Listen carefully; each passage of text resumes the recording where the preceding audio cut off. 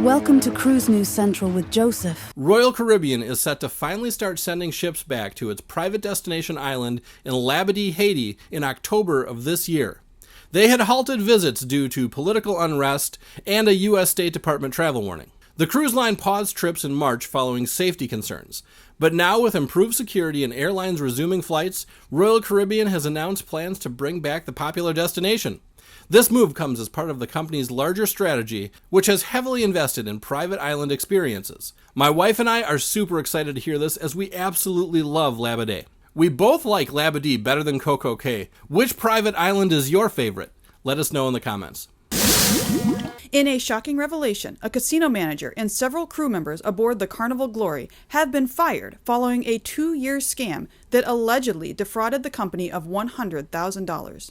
The operation reportedly involved 2 casino dealers from Peru, who are accused of working with frequent passengers, stealing casino chips, and manipulating games to pay out winnings to losing players.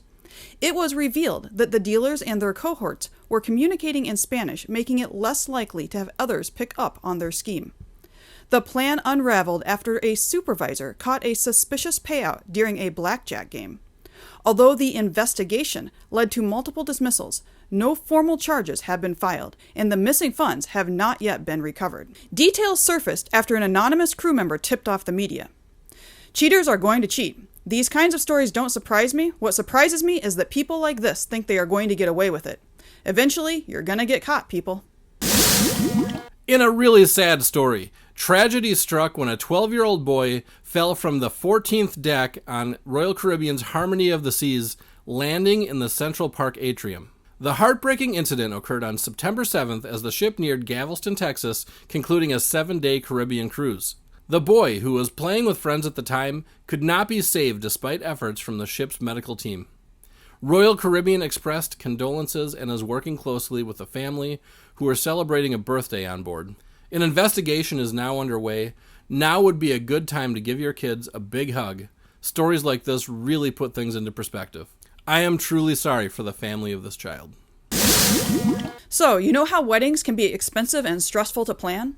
Well, Virgin Voyages will at least take out the stress part of it for you. They are trying to get you to get married on one of their cutting-edge cruise ships. Sir Richard Branson took center stage aboard Virgin Voyages, officiating the weddings of 3 special couples during the cruise line's celebration sailings. The week-long event featured performances by Boy George and stargazing with Virgin Galactic astronauts, celebrating a new milestone for Virgin Voyages. Branson's role as officiant marked the launch of the brand's wedding packages, available to sailors starting April 2025. Couples can now tie the knot aboard Virgin's award-winning ships with breathtaking backdrops like Santorini and Bimini. The line offers 3 tailored wedding packages, promising stress-free and luxurious celebrations at sea. But they won't be free.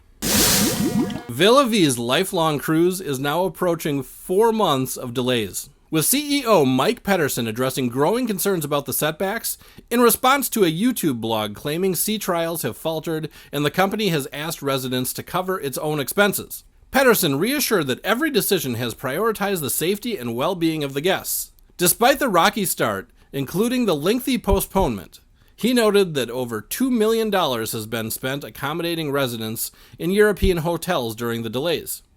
Though passengers are now asked to cover their own hotel and return costs, Pedersen said they will be compensated with onboard credits as the company pushes towards a launch by the end of this week. So hey people, I'm just saying, sometimes you need to see the writing on the wall. This seems to me like one of those deals where everything is just going to keep going wrong. If I had booked a spot on that cruise, I'd probably be thinking about bailing on the whole thing.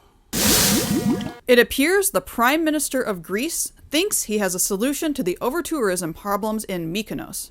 Greece is set to impose a €20 tax per guest on cruise ships visiting the popular islands of Santorini and Mykonos during peak summer months, aiming to tackle overtourism. The Prime Minister announced the measure, saying it's necessary to relieve the pressure on these heavily burdened destinations. While Greece as a whole doesn't face overtourism, the Prime Minister stressed that certain spots are overwhelmed at peak times. A portion of the new tax will be reinvested into local infrastructure, with further regulations on cruise ship visits expected in 2025, including limits on the number of passengers allowed ashore at once. Would a €20 tax deter you from visiting those Greek islands? Not me. Ladies and gentlemen, that is it for Cruise News Central today on September 14th in the year of our Lord 2024. Always remember, no matter what destination you choose, and no matter what cruise line you choose, adventure awaits.